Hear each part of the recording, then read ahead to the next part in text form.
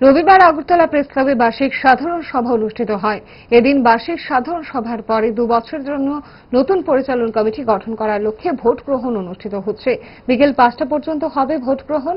এর অব্যবহিত পরেই হবে ভোট গণনা। নির্বাচনী রিটার্নিং অফিসার হিসেবে নিযুক্ত হয়েছেন বিশিষ্ট আইনজীবী সন্দীপ দত্ত চৌধুরী। এবারে আগরতলা প্রেস ক্লাব নির্বাচন হাই ভোল্টেজ হওয়ার ইঙ্গিত মিলছে। মোট ভোটার রয়েছেন 241 জন। 11 সদস্য বিশিষ্ট কার্যকরী কমিটি গঠন করার লক্ষ্যে ভোটাররা তাদের ভোটাধিকার প্রয়োগ করবেন। এবারে নির্বাচনে প্রার্থী রয়েছেন 32 জন। প্রেস ক্লাবের ভোটকে ঘিরে সাংবাদিকদের মধ্যে ব্যাপক উৎসাহ রয়েছে।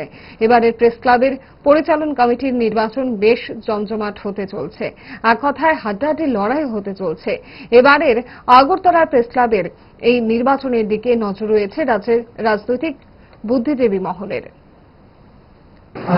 ক্রান্তিক সম্পর্ক প্রেস ক্লাবের সমস্ত সদস্যরা এখন পর্যন্ত তো আমার উপরে নির্ভরশীলতা রেখেছেন এবং আমি চেষ্টা করেছি ক্রাইমের লেভেল বেস্ট যাতে ট্রান্সপারেন্ট স্বচ্ছতা এবং নিরপেক্ষতা থাকে। কয়টা বুথে বুথ হচ্ছে এবং কত টোটাল ভোটার 241।